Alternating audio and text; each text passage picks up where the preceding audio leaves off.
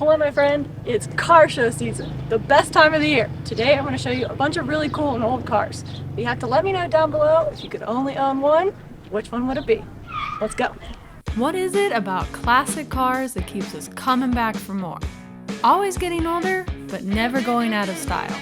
From a lot of horsepower to 1 or 2 horsepower. All of these cars are special in their own ways. Sit back and relax. Let's see what Memory Lane has for us this year. I could definitely break out of this thing. Can't forget van life. My grandfather worked for Ford Motor Company for over 30 years. Sometimes I can't help but wonder if my love for cars stems back to him. I think I caught the car bug. How's that saying go? They don't make them like they used to. I think that applies here. It seems nowadays they say, if it can't be mass produced, it's not worth making. We want shiny, fast, and efficient. An added bonus if there's a bikini button. But these vintage models just hit different. Each one tells its own story about yesteryear. Look at this bed, so clean. Chevrolet. Look how sick the inside of this is. I'll tell you one thing though, whether it's 1958 or 2023, some things just never change. Just a couple 1965 Ford Mustangs. Would you choose red or gray? I think they say red gets more speeding tickets. I'm sticking with the gray. Bonus points if you know what this is. Leave a comment down below. It was one of the cleanest cars of the show. Okay, here's a question for you. Were there bars on cop car windows in the 1950s? I haven't seen any yet. What does that say for this day and age? This one looks pretty easy to break out of. Look at that old radio and radar. And the speed gun. Up above, you can see the remains of the old Washoe Club, also known as the Millionaires Club.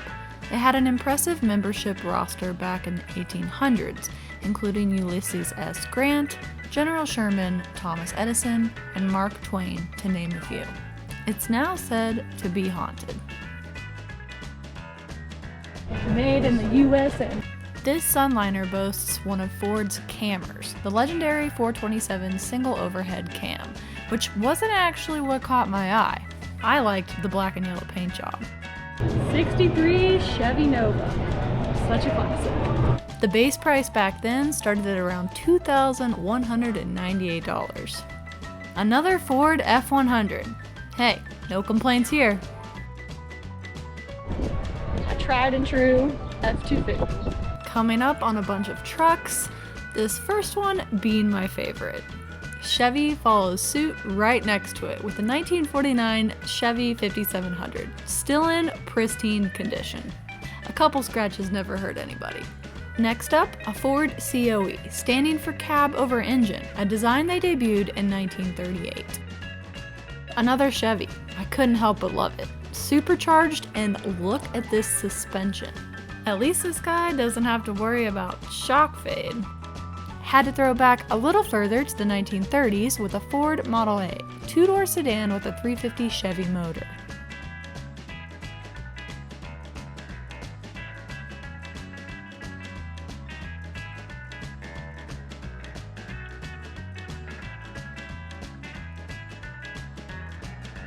Thunderbird. Yeah, first time I've ever seen a Hudson Metro. Reminds me of the Volkswagen. It was cute. And how about this for van life with more horsepower? The last car of the day I took for a lawnmower. But really, it was a Willys. 4-cylinder engine with a whopping 60 horsepower. It has a 3-speed T90 transmission, and honestly, I just wanted to take it for a spin.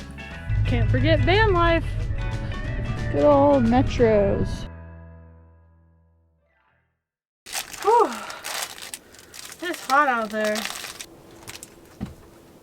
I don't know about you, but I had to come inside the truck camper and get a popsicle to cool off because it's sweltering. It's not even that bad. I'm kind of at a higher elevation. It's still pretty warm. But it was still really fun seeing all those old cars. Have I mentioned how much I love classic cars. Every year I try to go to as many classic car shows as I can. And it's classic car show season. I never really understood why they're during the summer, the hottest part of the year. I guess it just kind of goes hand in hand. Great American summer and classic cars. I didn't get my classic car build done this year.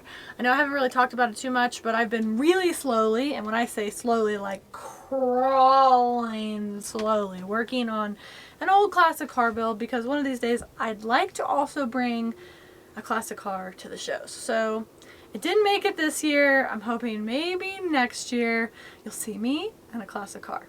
What do you think I have? Love to hear your thoughts. For now, I'm going to try to find a place to camp for the evening.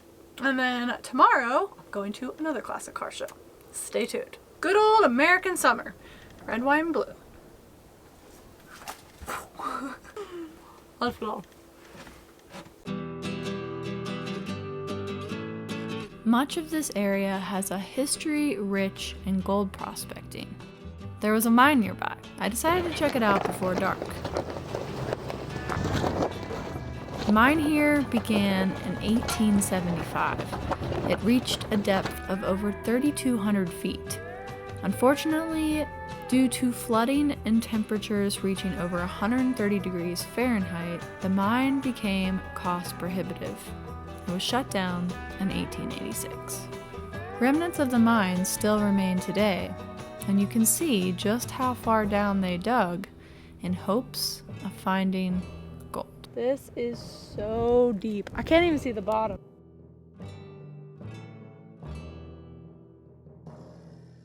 Are you ready? Car show day 2. Look at these babies. Camaro. She's looking real nice. It's the SS Nemo. Check it out. Finding Nemo! Look how clean this is. 300 horsepower 351 Windsor in a Model A sedan. This was a smaller car show, but there were still some vehicles that I had not seen before. And I ran into an old friend. A classic Astro. I just can't get away from it. She looked good. A whole lot better shape than my old girl was. Look at those rims. For some reason, I can't resist the cop cars. I always have to check them out. Also, why is this antenna 100 miles long? Look at that paint job. Look at that blue Chevy.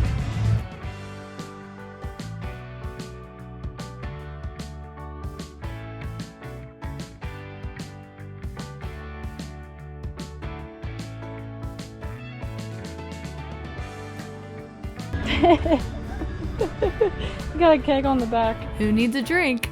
And check out what he did with the floor mats. Thanks so much for watching. Catch you next week for an island adventure.